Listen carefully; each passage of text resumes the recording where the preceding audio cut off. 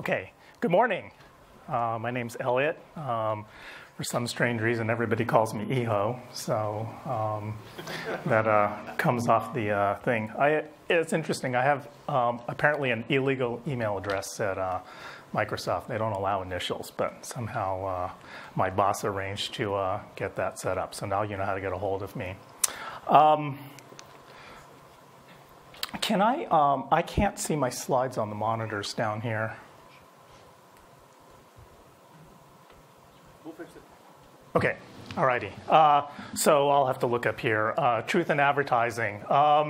Everything you ever wanted to know about threading? Probably not. I thought it was a cute title. But we'll try to go as deep as we can and kind of tell the story of threading, multi-threading, UI, threading, and those kinds of things. Thank you for the monitor.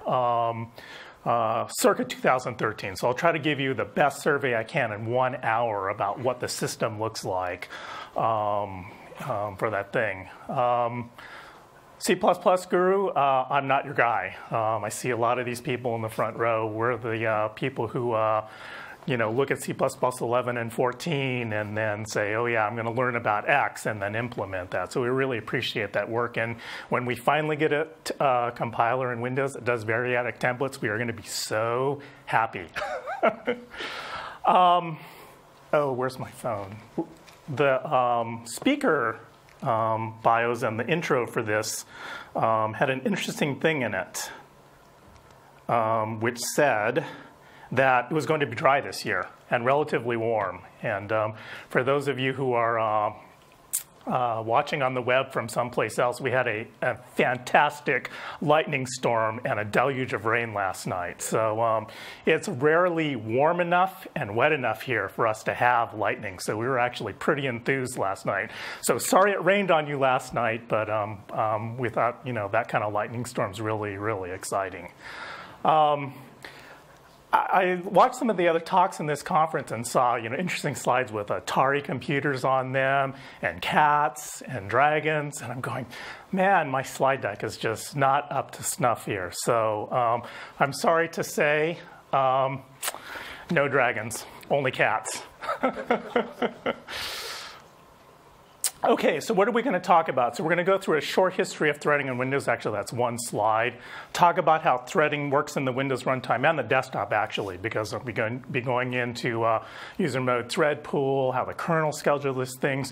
And then we're going to spend a bunch of time talking about threading and UI programming and how that's evolved over the last 5 to 8 years. And if you've been programming on Windows or actually in any modern system, the way you program the lower levels of your app and the UI has really changed a lot in the last few years. So we'll talk about how we've gone through that evolution on the Windows side and the things that you will be careful of and how we view that system circa Windows 8 and 8.1. And then we'll also talk about the async and the async pattern in Windows. Actually, async pattern in WinRT and how that fits back together into those other two topics.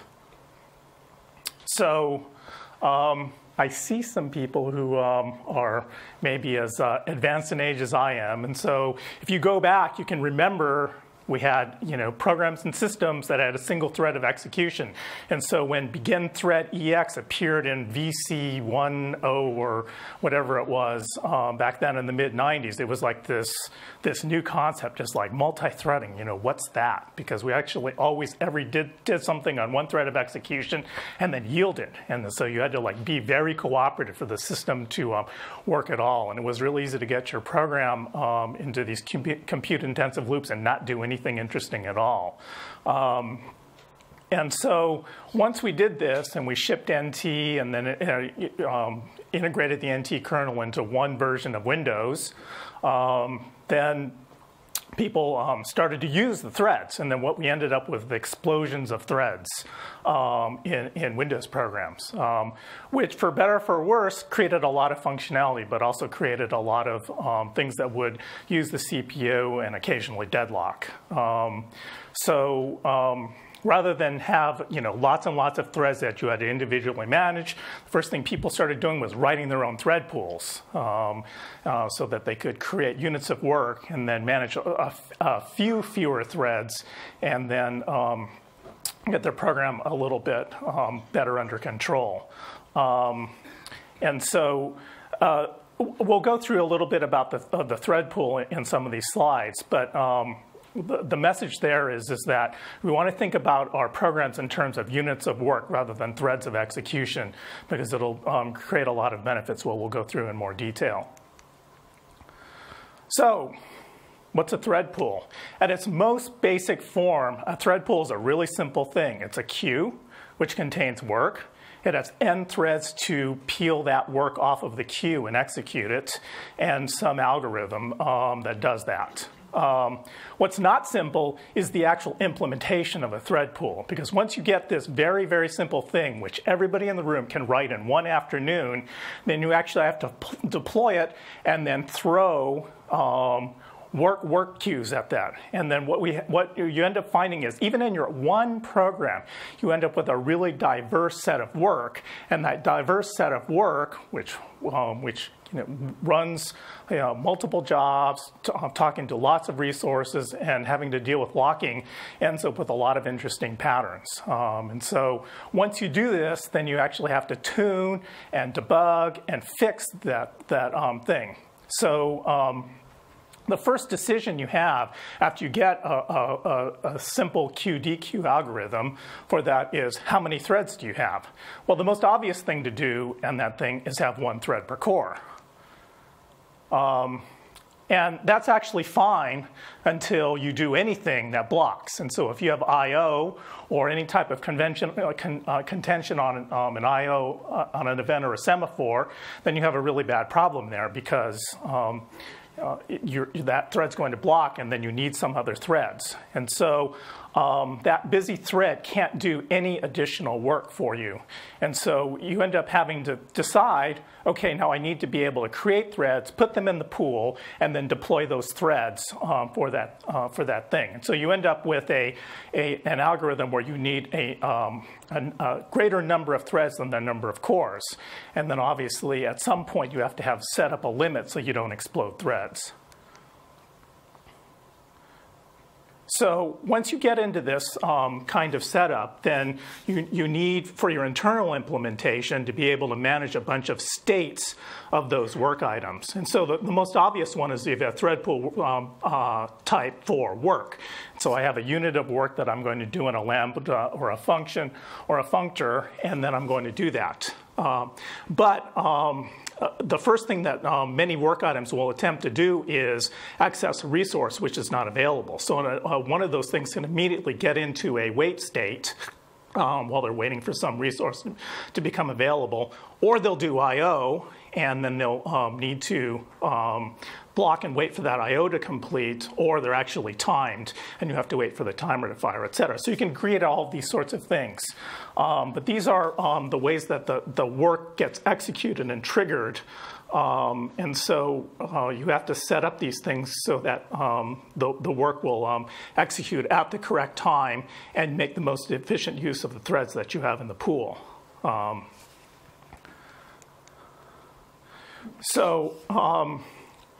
I want to go through one of the examples that we experienced when we went through and rebuilt the thread pool implementation in the kind of the Vista timeframe. And so one of the examples that we have is that we had a web server servicing web requests. And so the way this typically works is you will have n worker threads servicing the incoming request. I want to get to defaulted HTML or index.html. And then you have one or more worker threads that will read the actual HTML file off of disk and into cache. And one of the things that we actually encountered was very simple program errors can lead to very disastrous results.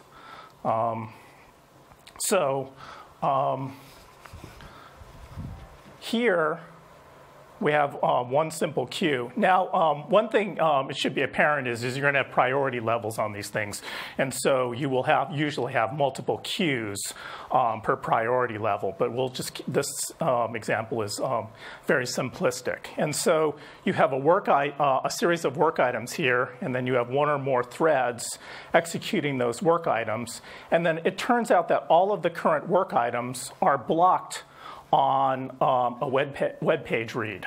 And so all of these work items are in the block state, or TP wait, and basically we need to create another thread or get another thread out of the queue to enable to service the inevitable incoming read from another client request.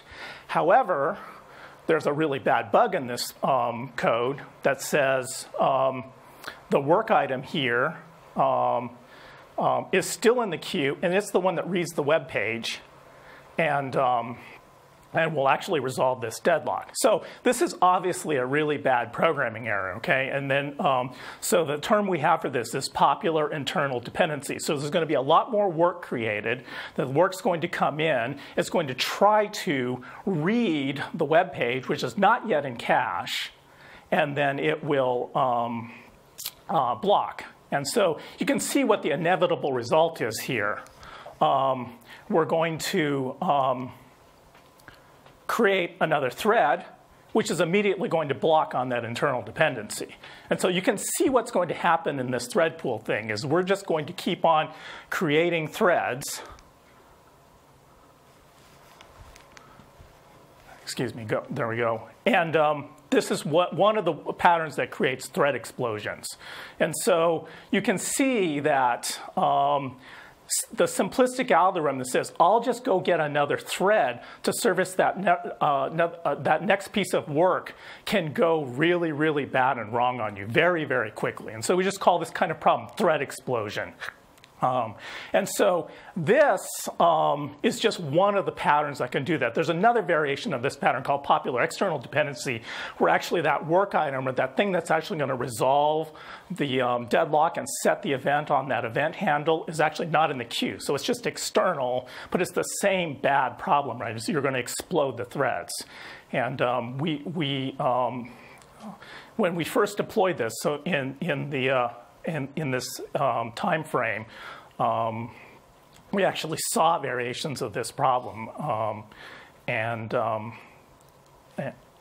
so had to figure out how to deal with this. Question? Why does it never make any progress? Do you think that work item would eventually read the page? What is it waiting? The one that's trying to read. Yeah, so I mean, the thing that I think I talk about in a following slide is that this may eventually resolve. Okay, so let's say that the work item that's circled in red will actually resolve and get popped off. Meantime, however, before it got done, we created 1,000 threads. And so there's three possible outcomes. Is you resolve the wait quickly and you don't have a problem. The second thing is you don't resolve the wait quickly and then you explode 1,000 threads before you get that, and then you have to deal with all of the overhead of returning those threads to the operating system, or suffering sitting around with too many threads in your thread pool. The third thing is that thing never comes off and you deadlock, or at least you deadlock that part of the program. And so so the goal here is we want to resolve this dependency or fail into the deadlock state quickly without creating 1,000 threads. So that's really the goal here. Okay, so another example where we saw this problem was GC. So what does a garbage collector do? It will occasionally decide that it needs to collect objects in the memory.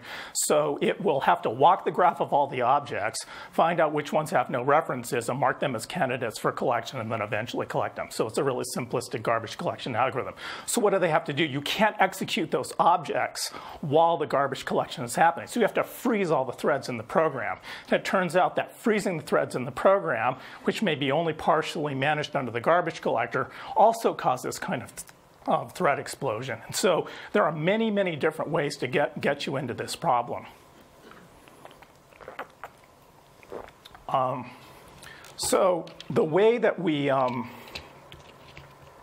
resolve this problem was kind of two-part. And I have to apologize because we did actually end up using a heuristic. So there's two elements to this. One is to be able to observe the problem state. And so what the problem state is you're continuing to dequeue work items that immediately block on the same thing. It turns out that in order to observe that, you have to be in the kernel because the kernel has the global state of all of the objects.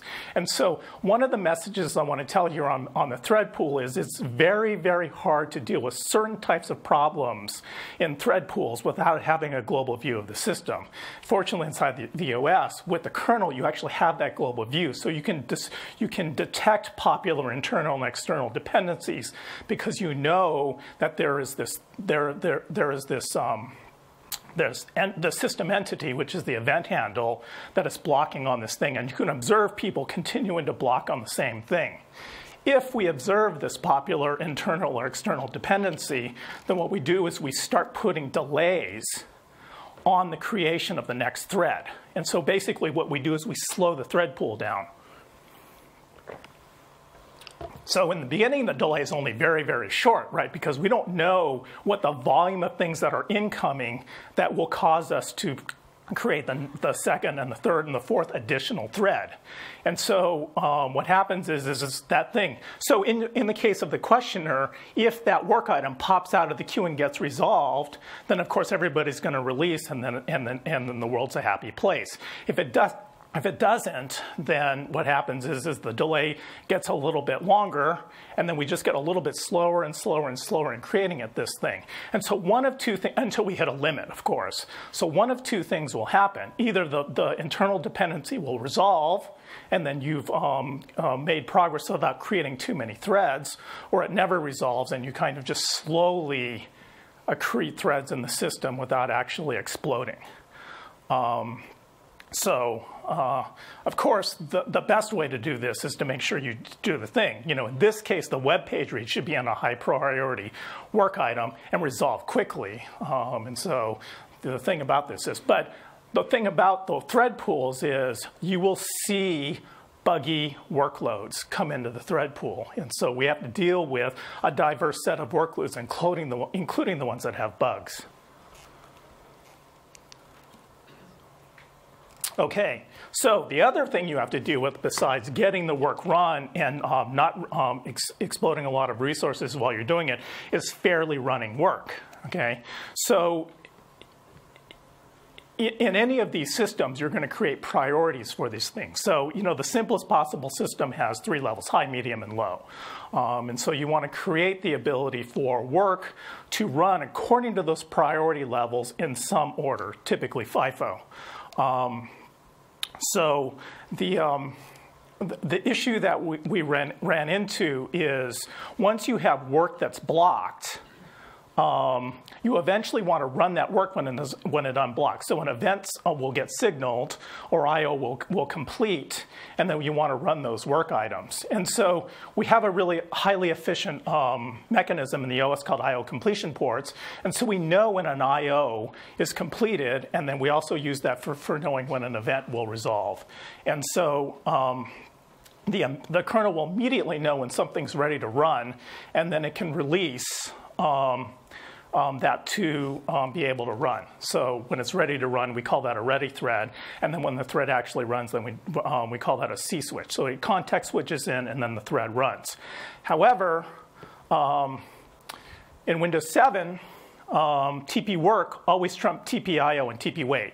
So what happened was TP work would run, and only when TP work was fully drained would TPIO and TP waits be able to run in the system.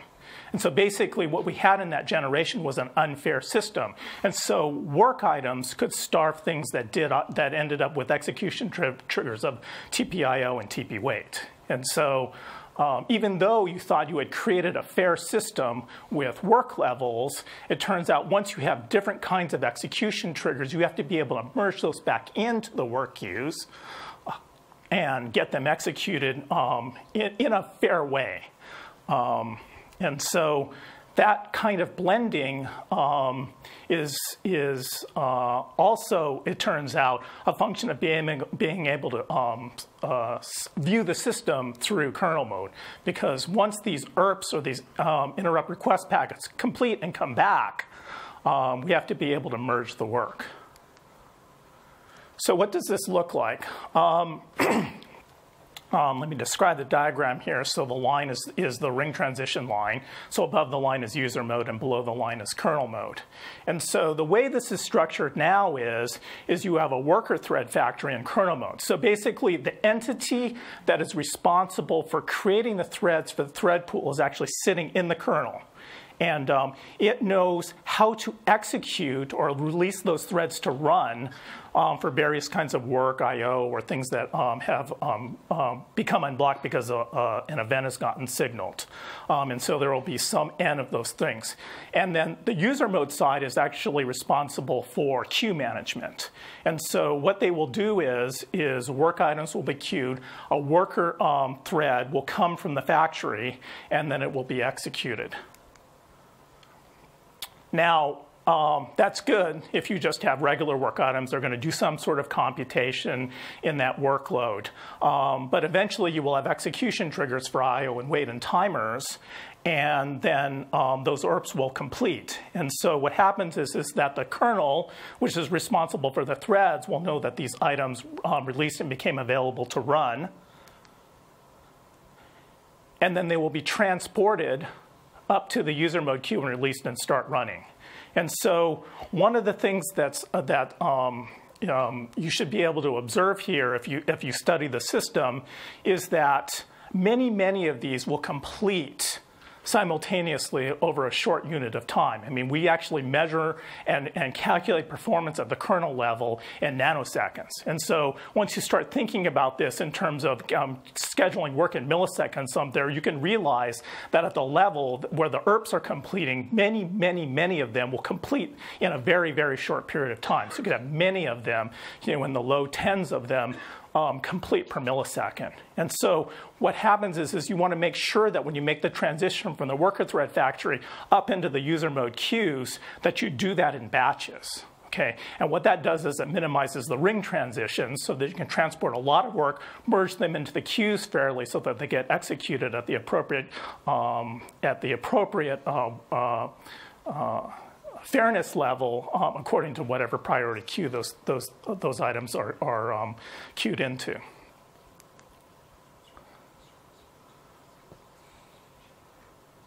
So I think that I covered the information in this slide. There's two key points on this slide.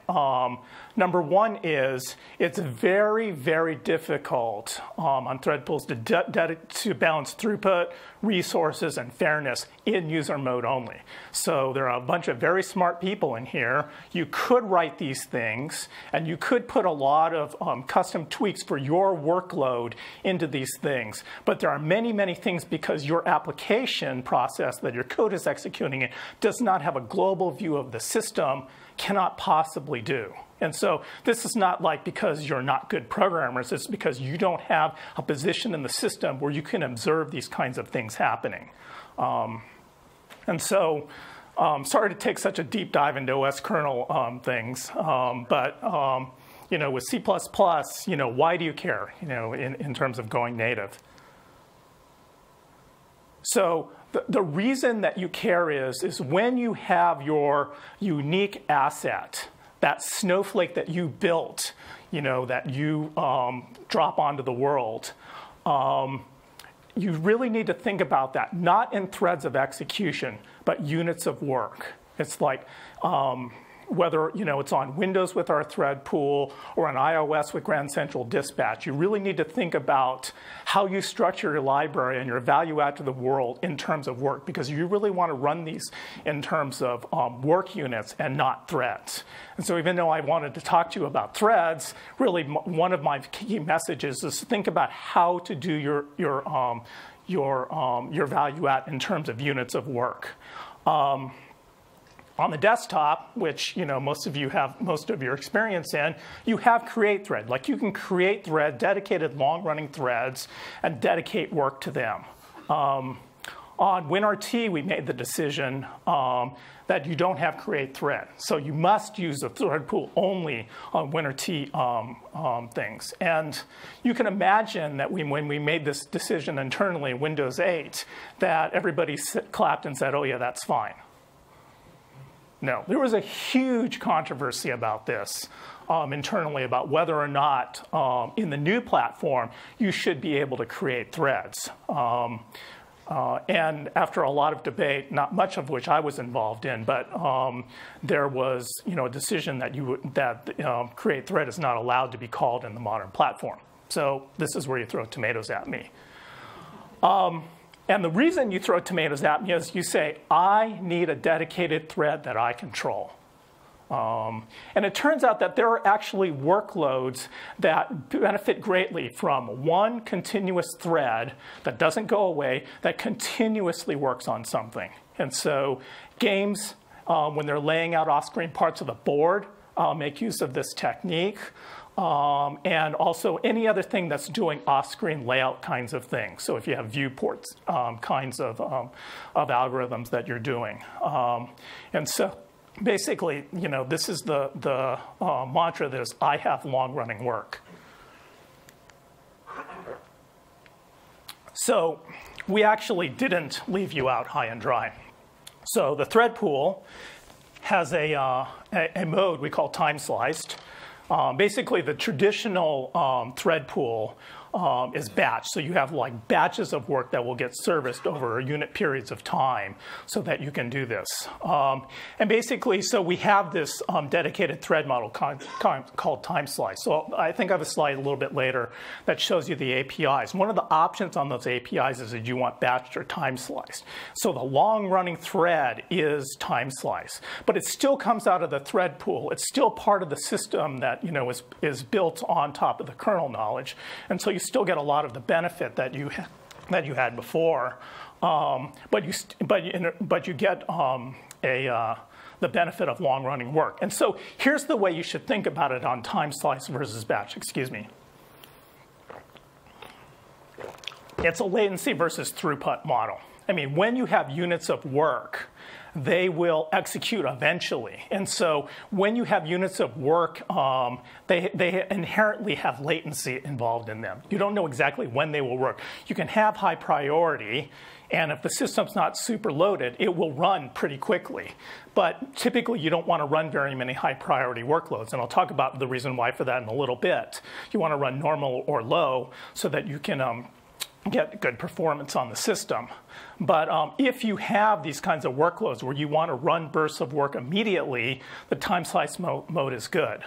But one last thing I want to say before I plug Pedro's talk is that once a thread is released and running, it's not a special thing just because it came out of the thread pool. It ends up being a regular Windows thread, and every Windows thread is subject to quantum limits. It's only allowed to run for so long, and other threads, whether or not they're in a thread pool, will get scheduled, they'll be ready, and that thing will lose its quantum, get switched out, and another thread will run. So even though you have this dedicated long-running thread that came out of this thread pool with this time-sliced promise, what time-slice means is it's running on a quantum. So it's at the point it comes out of the thread pool and it's running a work, it's just a thread.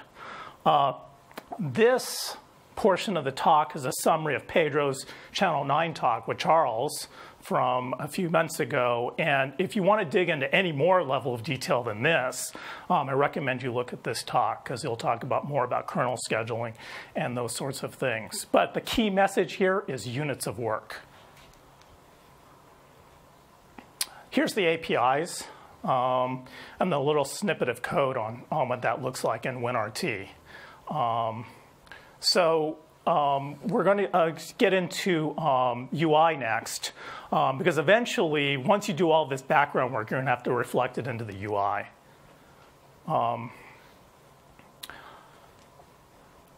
The next topic before we get there is agility. So probably this concept of agile objects is unfamiliar unless you've been programming on the new platform recently. So in WinRT, we've done as much as we possibly to say that objects are objects and threads are threads. And what that means is I don't want you to have to know what an apartment is. So, show of hands here, how many people know what a comm apartment is?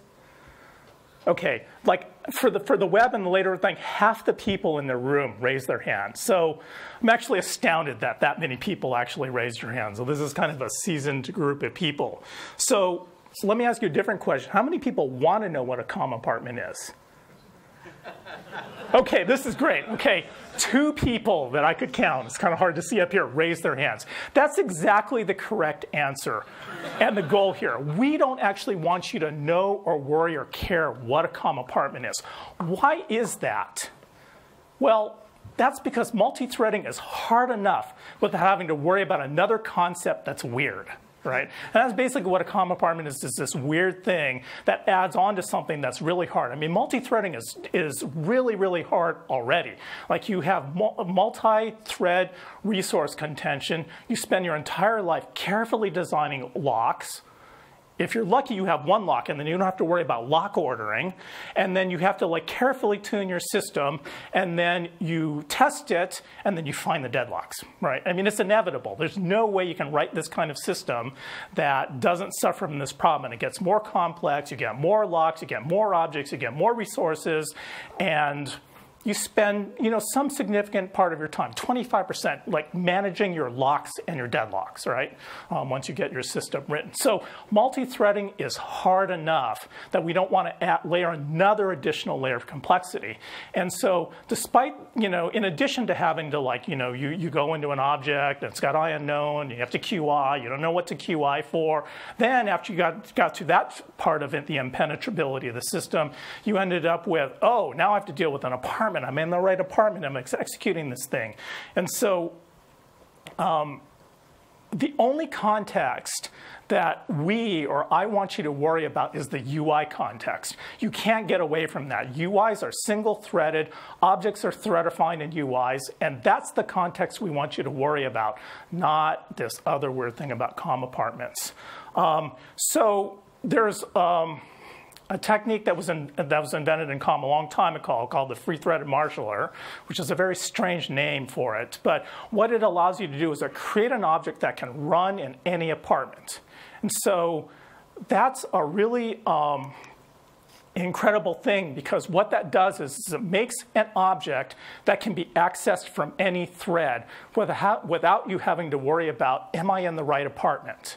Because it's agile to every apartment. And if you think about a regular C++ object, you can just call it from every thread. There's no special protocol for you to say, oh, can I run on this thread or can I run on this thread? There isn't some protocol. Unless you violate some rule of the UI that does thread checking, you never have to worry about that thing. And so what an agile object in WinRT does is it says, I can go to any apartment and execute correctly. And so almost all of the objects in our system are agile. And so they can be run in any apartment. And so the magic of that little bit is that once they can run in any apartment, then you don't have to worry about apartments, because they can just go there. There are 2 plugs in here. The first one is an MSDN link. The second one is a couple of talks, one that Martin Lovell did, and then a Channel 9 video. So there's a lot more detail there. But actually, you don't need to know any more than what's on this slide is. If the object's agile,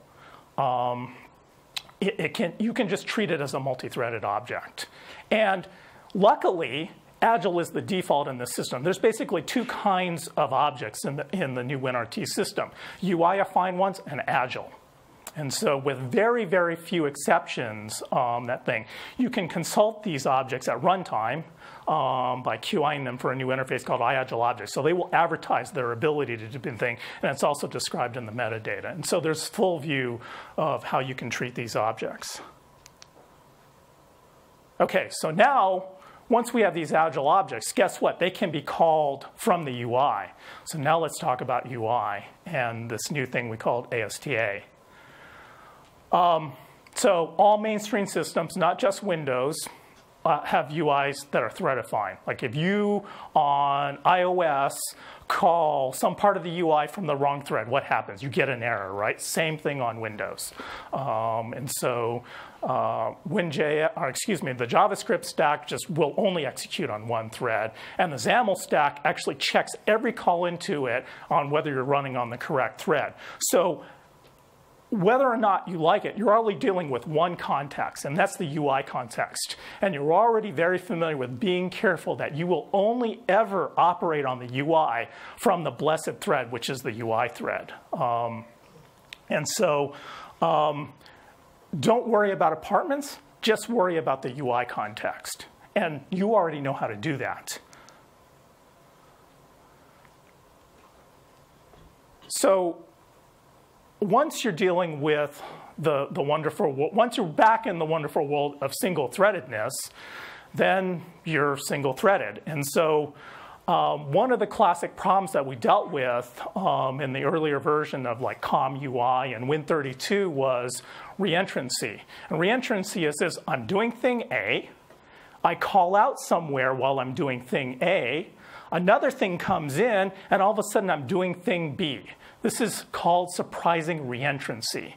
And so a tremendous number of the crashes in a very popular piece of Microsoft software, which I will not name, is due to reentrancy. It's because these single-threaded contexts can get re-entered, and then all of a sudden you're doing something you didn't expect to do. And it leads to all sorts of problems, because what happens on a UI thread is like, well, there's only a single thread of execution. I don't need a lock. I'm doing this thing on this thing. It's unlocked, free-threaded. There's only one thread that can ever do this thing. But all of a sudden, another block of your code, which also doesn't have locks, doesn't think it needs locks, starts operating on that same thing. And guess what? You're wedged at that point. Like you get into this inconsistent state. If you're lucky in these cases, you crash. If you're unlucky, you corrupt the state of the application and you keep running. And those are the worst bugs of all, right? Because the crime happened at time A, and then the really bad thing happens at time B, and all the evidence of what happened at time A is already gone. And then you have to track this back. And so UI has basically two models when you're running on the single thread of execution. You can be reentrant or you can be non-reentrant. The thing about non-reentrancy is if you don't allow that other thing to come in and start executing thing B, guess what? That thing that comes in is blocked. And so you have a choice of reentrancy and surprises or non-reentrancy and potential deadlock. So there is no magic bullet here. It's just a choice you have to make. So how do I deal with this? So let's talk about the cases that matter. So option one talks about you have this background thread. Can it call directly into the object running on the UI thread? Turns out this can be safe, but it's pretty difficult to guarantee that it's safe. The second option is the pattern we call the dispatcher, which says, I'm going to post a notification on that thread, and please get to it when you can. And it turns out that's the model I'm going to recommend for you. It's the guaranteed safe model, but we'll deal with some other issues of what the challenges are on the dispatch model. On the opposite side, can UI threads call out? That's a lot easier to guarantee safety on, especially if you're in a system with non-reentrancy. Because once you call out and you're non-reentrant, you don't have to worry about something coming back in while you're waiting for that call to come back and causing you, a surprise that you're not dealing with. And then the last thing is don't run too long on the UI thread, and that's kind of a mom and apple pie kind of thing. Oops. Sorry. Okay, so every once in a while you get the opportunity to write something 1.0 and new. And so we had that opportunity in Windows 8. A fundamental question you should ask yourself at the very beginning of building these new UI systems with single-threaded UI, which is the only kind of UI systems anybody's ever been able to build, is, do I allow reentrancy? It's almost the very first thing that you have to decide. Next, do you allow arbitrary threading? We talked about that before. And so the last thing is how much synchronous programming do you want to leave in your system? I think many of you have used Windows, and so you've seen the spinning hourglass or the spinning donut. And so you know what the penalty is for screwing up and doing stuff that takes too long on the UI thread. And so one of the very important things that we decided we wanted to do was make sure that we created responsiveness in the system. And so we called that WinRT. Choice number 1, non-reentrancy. That's the ASTA. We'll talk about that. Choice number 2 was the thread pool that we talked about. Choice number 3 was async in a very large number of places. We'll cover that in a little bit. And choice number 4 was no arbitrary HWin creation. So windows only come about as a result of contract activations. And then we brought two existing well-known UI frameworks to the system. So once you have this, what do you have to do? You have to tie the following elements together in your system. So you have to be able to create windows. You have to be able to manage the event and the message flow in that. You have to be able to get work queued onto UI threads. You have to be able to make calls in and out of those UI threads. And then you have to be able to handle input. And so the next little bit on this talk talks about how we tie all of these together. Oh, and you have to prioritize this with respect to each other. And there's another interesting set of problems in those which we won't go quite as deeply into. The entity that ties these together is ASTA. And you'll forgive us, one of those A's actually does mean apartment, but don't worry about it, just call it ASTA. It's the UI context in WinRT. So once you get one of these contract activations, and one of those is click a tile and you get a full screen app up, that's a thing. You'll get a window, you'll get a thread, and you'll get a dispatcher associated with that thread. So this is the main UI thread. It turns out that the main thread of a WinRT app is actually another thread, which we call MTA. So there's a main and a thing. But this is a detail you don't have to worry about. There's still a main UI thread in these apps. These ASTAs are non-reentrant, which means an outgoing call is progress and an incoming call blocks. And so if you're making background work, it's very, very important that you either deal with the fact that if you call straight into a UI object in WinRT that it may block, or you should dispatch work to it. So the other part of that was please do not make an API service that has lots of synchronous API calls. And so we scoured all of the APIs that were being built in the Windows 8 and 8.1 timeframe, and we reviewed them all. And one of the review points was, does that method execute longer than a very small number in the tens of milliseconds? The answer was potentially yes. That method must be async. And so you will see lots and lots and lots of async across the platform. So as you've played with the new system, I think you've noticed that there are many, many fewer instances of spinning donuts and hanging apps on the system. And that's due mainly to the fact of async and some other things we'll talk about briefly. I'm going to go through these slides quickly because in my infinite wisdom, I booked 50 slides into 60 minutes, and it's some pretty deep topics. So WinRT async operations are hot start. That means when you call an async method and it returns an async operation for you, it's already running. And then you attach a completion handler so you know when it's completed. And one of the details there is it may immediately fire back to you that says, I'm done. Right? Some of these operations, which are designed to be async, actually may complete quickly. The reason they're async is they may not complete quickly and they take time, and we don't want to hang the UI.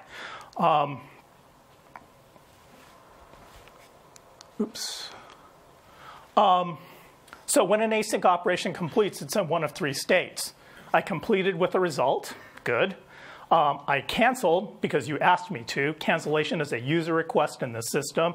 Or the third thing is it terminated in an error, and then there's some sort of error code.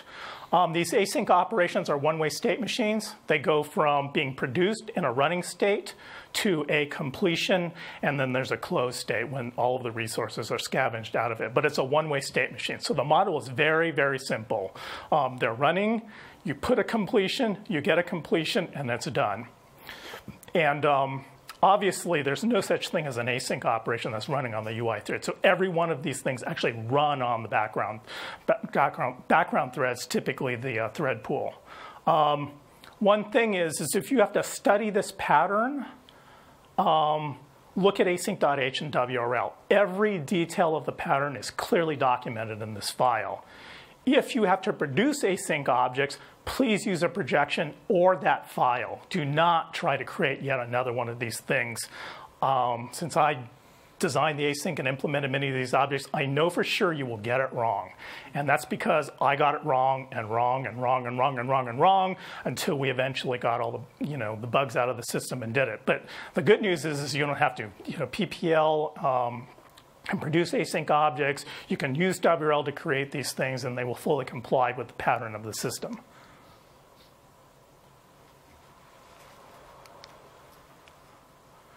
The point of this slide is that the async operations are agile. And if you think about it, it's pretty obvious. You want them to be agile because you want them to be directly callable from UI threads. So it's the whole point of the system is you want UI to be able to create these operations and get the result of them back. And so they're one of the very prominent reasons why we created this agility facility in the system.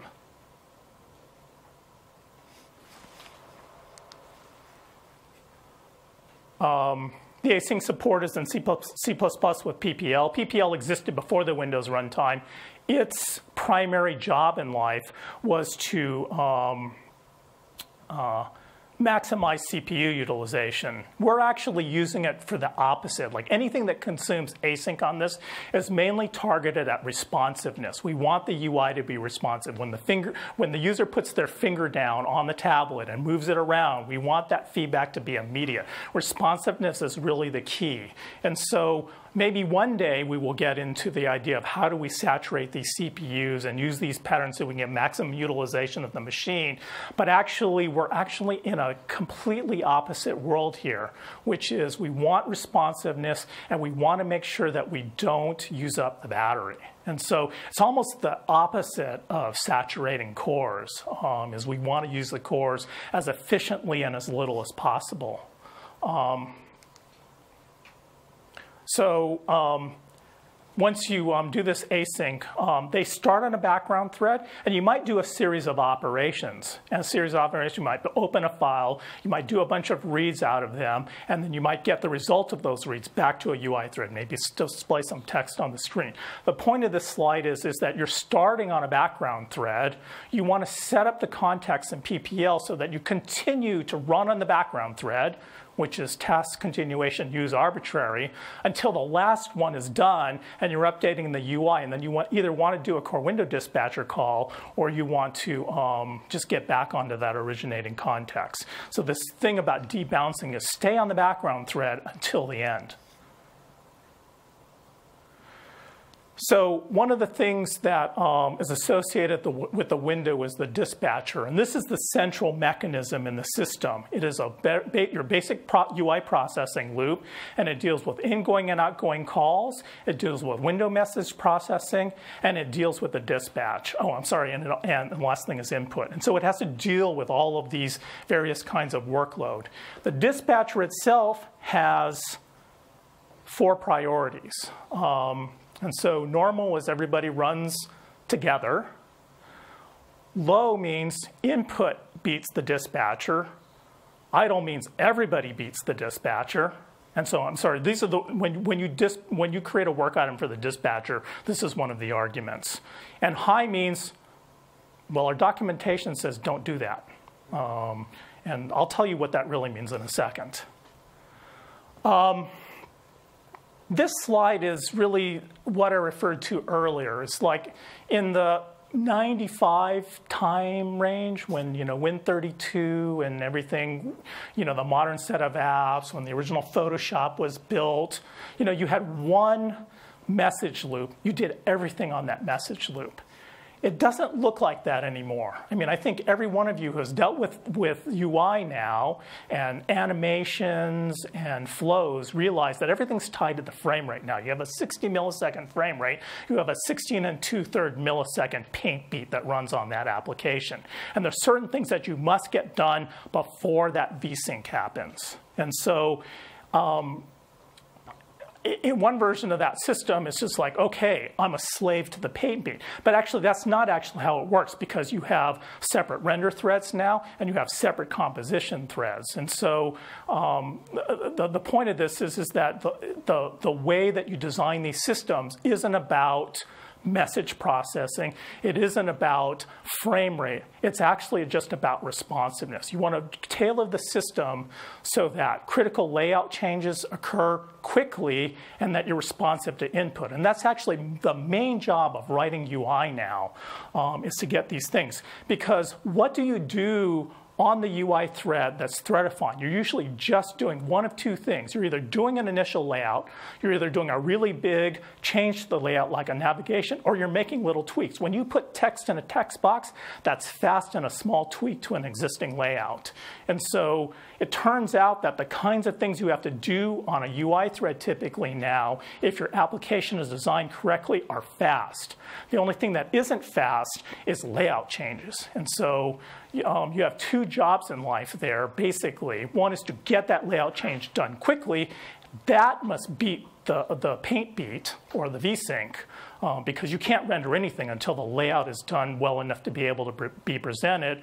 Or if you can't possibly do that, which is very, very common, then you need an animation to soak up the time in between while you're getting that thing. The nice thing about it is our systems have independent animations which don't run on the UI thread. And so there's a way out of that conundrum. Okay, so I promised to tell you about high priority in the dispatcher. We use it for two purposes in the system that I'm aware of. So the HTML, CSS, Windows web app infrastructure runs on something we call WinJS. And it uses high priority for layout changes. And so it tries to get the layout changes done quickly. The core application object actually supports suspend, which is a state that applications get into, and there's a time limit on suspend.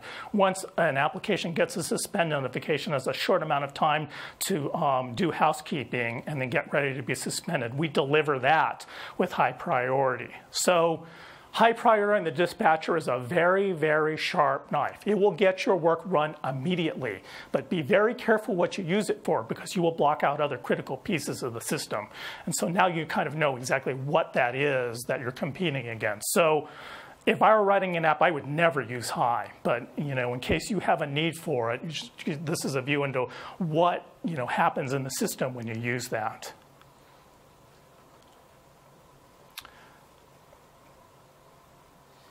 So I think the most important message here is the one that I gave before, is that using async gives you the ability to get a lot of work off of the UI thread. Then you have basically the job of getting your work done on the background threads, dispatching the work back to the UI thread, and then making sure that you get layout changes done quickly. The other thing is like when you're doing work on your background threads and you're thinking about battery life, the very nicest thing you can do to the system seems to be, well, I'll just try to run as much as I can at idle. Like, I'll let the system do anything and I'll run when I can. Actually, even better than idle is no work at all. So when you're thinking about batched mode on your app, what we don't want to see when we're looking at a CPU perf utilization of your app is this. Like, it's running continuously at a certain level. Even if that certain level is low, you're keeping CPUs and cores and caches and everything spun up in the system. Even better is no work, no work, no work, no work, burst, of work, no work, no work, no work, no work, no work. It turns out that when we do wattage and battery utilization, that's the best workload of all. So it's a really interesting new world now. It's just like when you're dealing with all of these mobile form factors with batteries that users care about the life on, the things the way that you factor your code and the responsibilities you have, I think is really different than it was 10 years ago. And it's because you didn't really have to worry about these problems. Everything was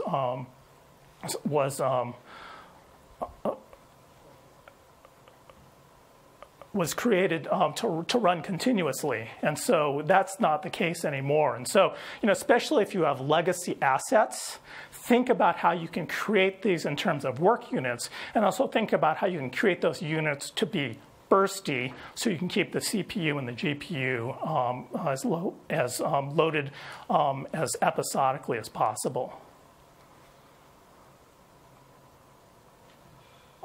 This says to use the dispatcher. I'm going to run through this last slide quickly. Last slide. We're making a bunch of investments in async. I mean, so now you understand why async is so important to the platform. It's like it's really important for the battery life. It's really important for the responsiveness of the system, et cetera. Unfortunately, a continuation in a .then kind of world creates some challenges in programming. Herb Sutter gave a talk at Build 2013. I love the 2 minutes in here where he introduces async.